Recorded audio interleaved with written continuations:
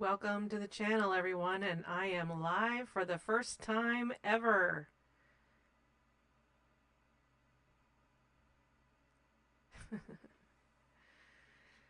So let's see how this goes.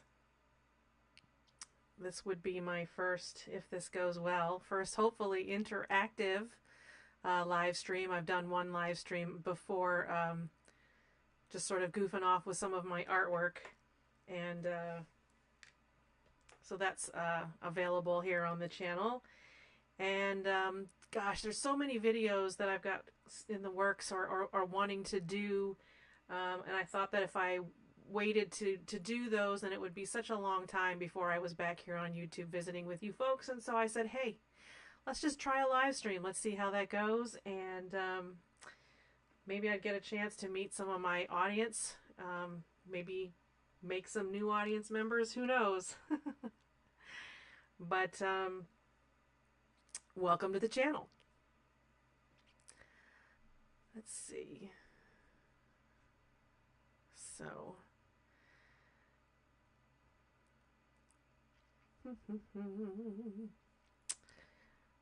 hello, Tommy. Take two, LO. Oh, you were here before. Yes, I'm sort of not real good on reading instructions, so to speak. I'm kind of doing this on the fly, figuring out as I go. Thanks for stopping by to say hello.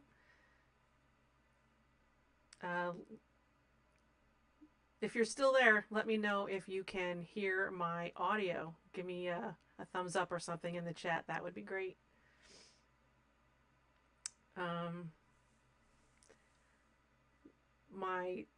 The headline mentions something about the feds at my house, and that's one of the stories that I thought I would share and not make a long form video. I thought I would just do a live stream and kind of talk about it. It was kind of had this weird thing happen a week or so ago, and it just so happened that on the same day that influencers around YouTube were getting notifications, or not getting notifications, they had federal agents or private investigators showing up at their houses in a rather menacing and disturbing kind of way.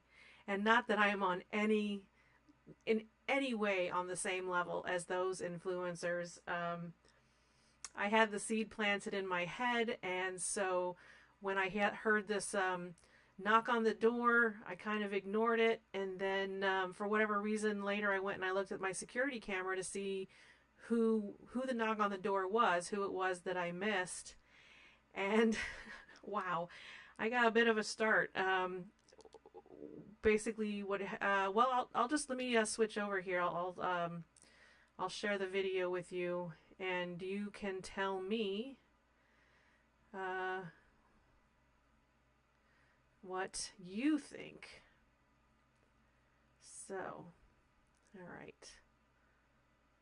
So, I've got some gray boxes here to sort of help keep my privacy, but this vehicle is what caught my attention with the illegal level of tint.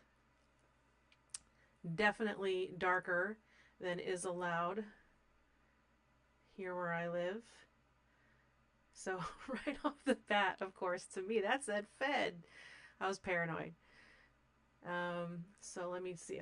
So he pulls up, sits in there for quite a long while, and you know, probably a total of maybe 4 or 5 minutes they stays in the vehicle. So I'm gonna jump ahead here, and let's see, slide this over. Where does he get out? Where does he cut out of the truck? Where?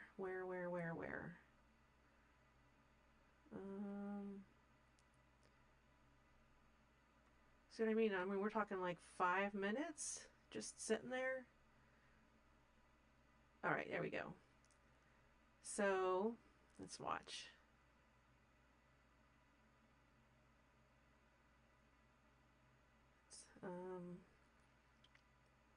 This was about, I think this was on the 14th. The date's clipped out, but it was like 1 o'clock in the afternoon, in the middle of the week. So now he's going, as you can see, he's going to the back of his truck and he's milling around in there. It's hard to see in this video clip that you're looking at, but there's nothing in the bed of the truck. Absolutely nothing in the bed of the truck. I was like, who is this guy? Who is this guy? So now he's walking around to the back of his truck. And now he opens that rear passenger door and he hangs out there for a little bit. Let's see. So he's just there. He's just hanging out. So I'll forward again. Because it gets a little, once he approaches the house is when it gets really interesting. So here he is. You can see he's now approaching the house. And I'm like, who is this guy? That dark tin. He's got to be a Fed, right? Well, no. Look at those boots. He's not a Fed. The boots say it all. And the fact that he's alone. But watch. Watch this. Knocks on the door. The fuck? Yeah, exactly. What the... The guy like leans in and looks through my door. Those are glass panels on the door, decorative glass panels, and he just, matter of fact, knocks on the door The fuck? and looks into my house. Looks into my house.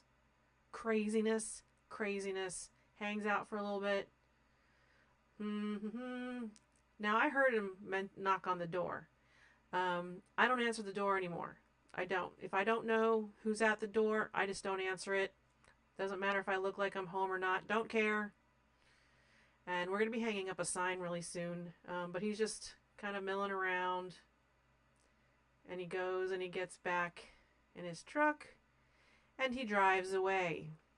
Which is good. All of that is very good. So the first viewing of the video made me nervous enough that I went back and super analyzed it and looked at all I watched it from all of the different camera angles that I have around my house. So I was able to figure out that he came from my neighbor's to the right. He had been to, if I'm looking out towards the street, he had been to the house to the right of me.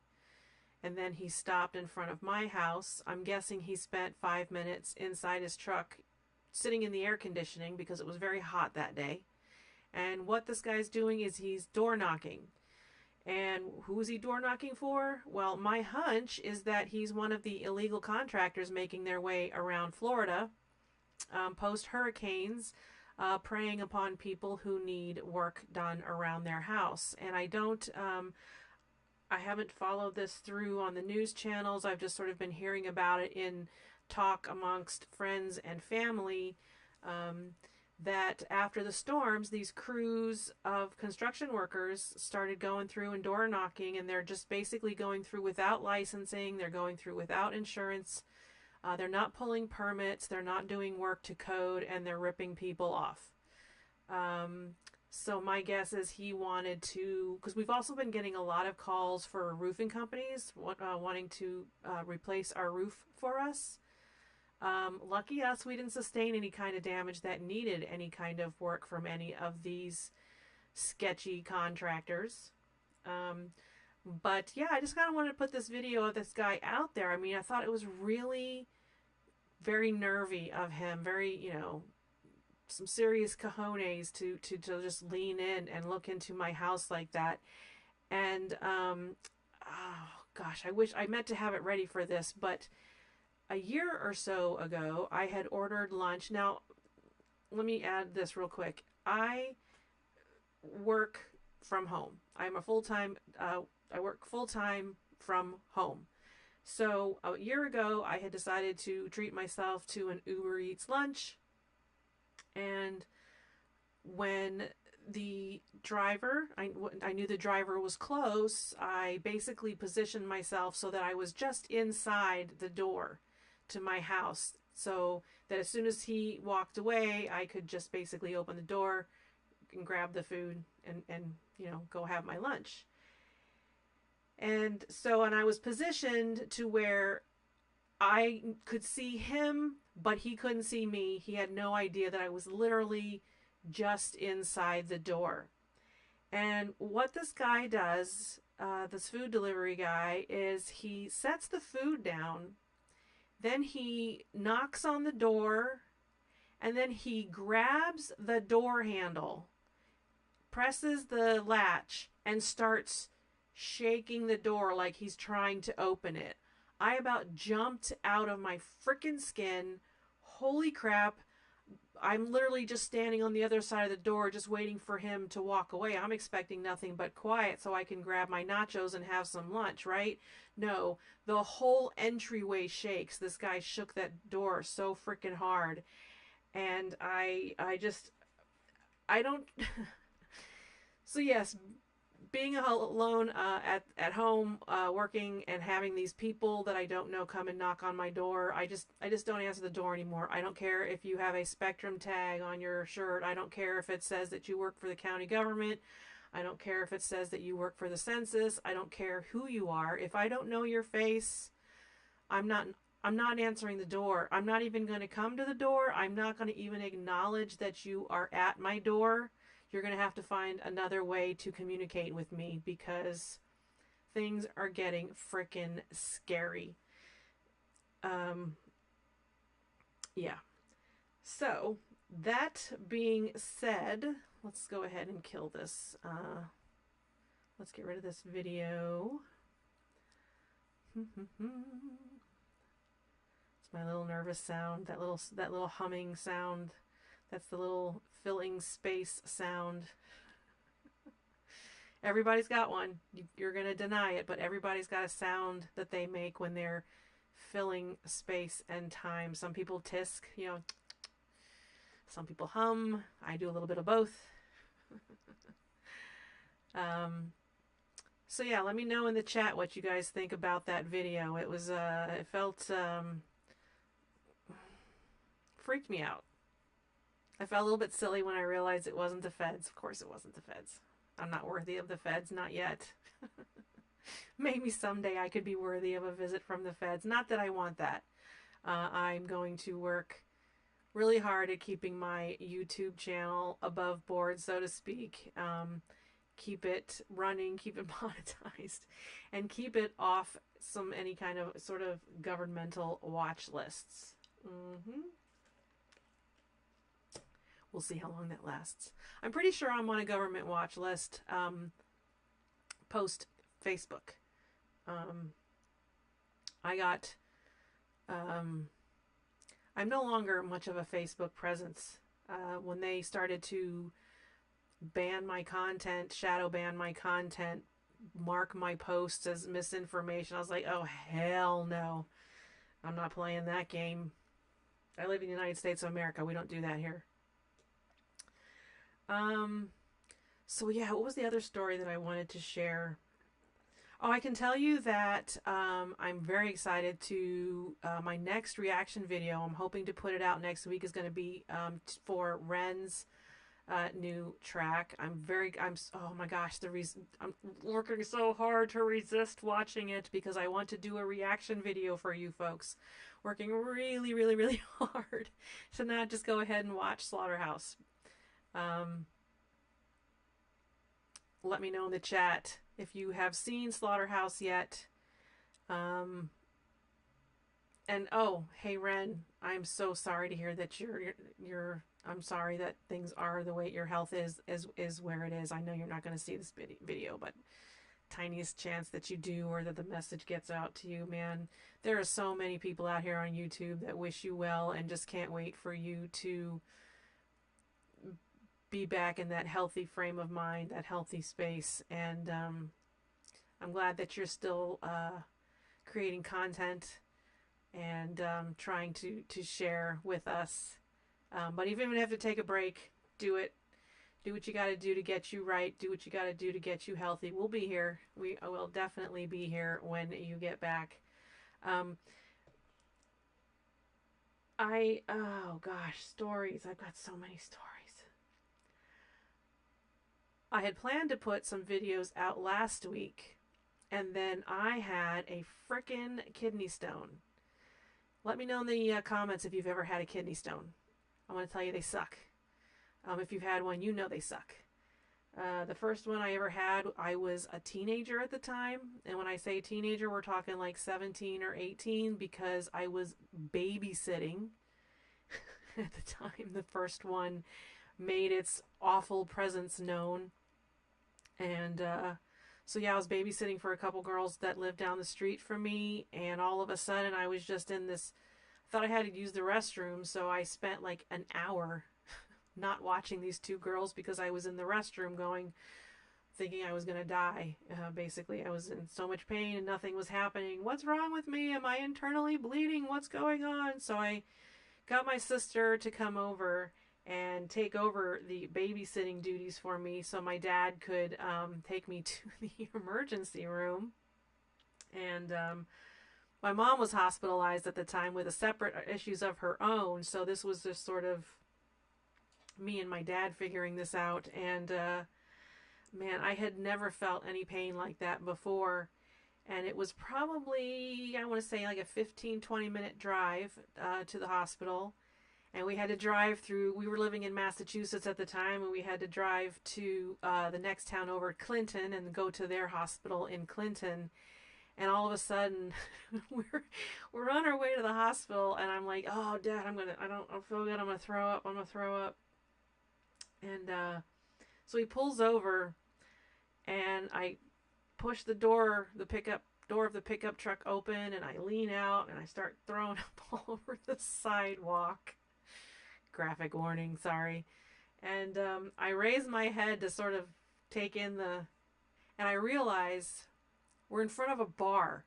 So there's me, this teenage girl, in the pickup truck with some older man. This is, how crazy this must have looked from the sidewalk. This teenage girl's hanging out of the pickup truck in front of a bar, puking her guts out with this old dude in the truck. So anyhow, finally get done getting sick, get back in, to pull myself back into the truck. He gets me to the emergency room. When I get admitted, spend the night, pass the stone.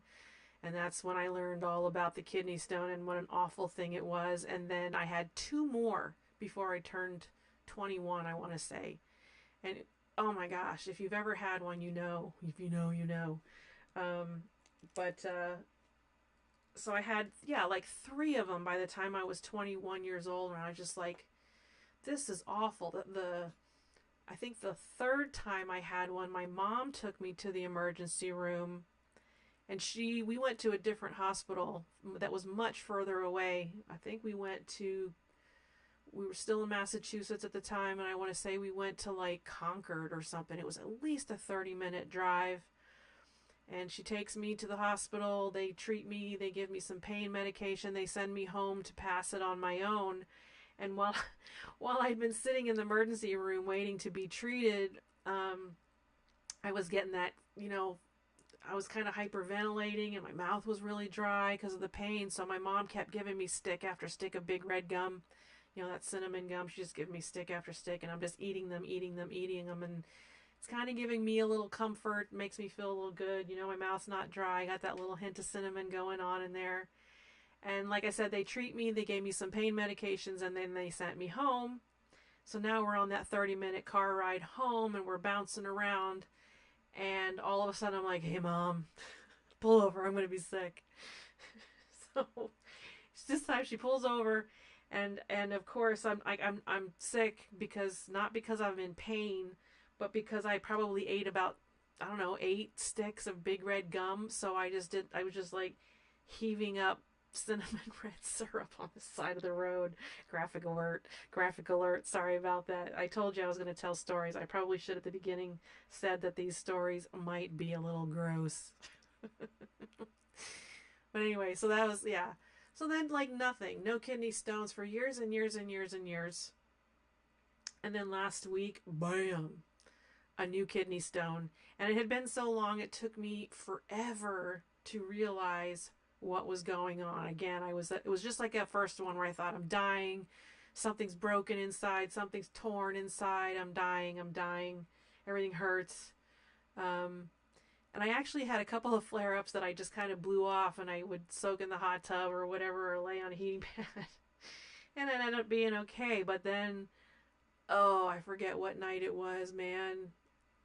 It blew up like it was worse than anything, worse than my first three kidney stones. And went to the emergency room locally.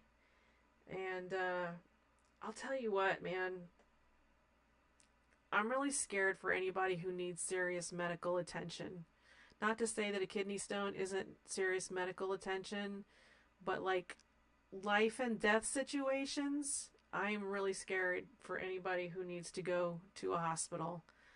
I have seen the craziest, most inept, like, oh, I have nurses and doctors in my family, and I have to imagine that they're the exception, that they're not like what I have been experiencing lately. I have such respect for people who study the medical fields, nursing, and surgeons, and just that whole world, and the discipline and the education that it takes. Um, but now I'm finding out that you can actually get a license for being a nurse without ever actually putting your hands on a human. I don't know if that's true or not, but that's what I'm hearing. I've been told that you can now, at least in the state of Florida, get a nursing license online, like 100% online. You never actually deal with a patient. You never actually deal with people. You, it's hard for me to imagine if this isn't true. I would love to be educated on that. If this is true, I would love to know more, and I would love to know your experiences. I By the time I got to the emergency room last week, I was in such pain. I couldn't sit. I couldn't stand. I couldn't sit still. I was hyperventilating. I was nauseous. So they pretty much admitted me back to the emergency room right away, which was great. But then, of course, they have to take your vitals before they can do anything. And I have a bad history with the digital blood pressure cuffs. Let me know how you feel about those as well. I think they suck.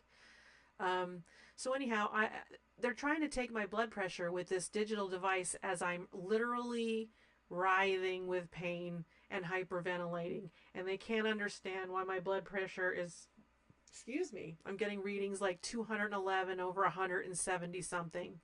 Like I should be dead. My heart should be exploding out of my chest or something with numbers like that. And the more that I writhed, the more that the pressure cuff would inflate and the more it would hurt. And it was just this crazy cycle of them continue just trying to get my blood pressure, despite the fact that I was hyperventilating, despite the fact that they were hurting me, despite the fact that I was begging them, please stop, please stop, please stop, you're hurting me, please stop, you're hurting me. You know, they just kept going, and they're just like, oh, you have to sit still, you have to sit still. And I'm like, I can't sit still. I'm hyperventilating, I'm in pain, And then I just sort of ripped the cuff off my arm. I was like, I can't do this. I refuse this. Go find an old-fashioned blood pressure cuff. And there was 3 nurses in the room at the time, and one of them, she picks the blood pressure cuff up and she hands it off to another nurse, and she's like, good luck. And she walks out, and I was like, wow.